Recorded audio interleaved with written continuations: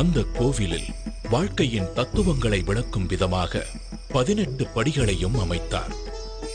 இந்த 18 திருப்படிகளும் 18 மலைகளையும் 18 கடவுள்களையும் 18 தத்துவங்களையும் குறிக்கின்றன.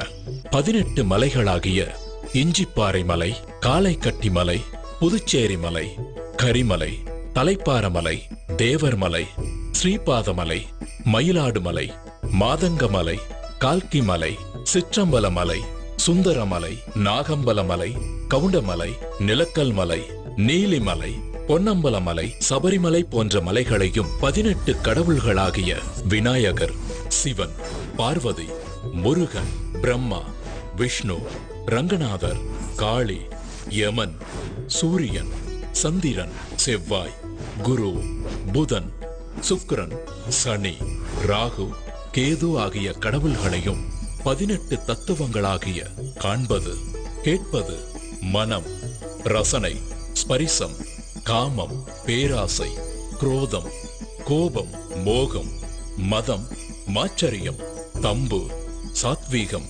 ராஜசீகம், தாமசீகம், வித்யா, அவித்யா போன்ற குணங்களையும் உணர்த்தும் விதமாக பகவான் தத்வாதீனனாக இருக்கிறார் என்பதை குறிப்பதே இந்த 18 படிகளின் நோக்கம். கோவில்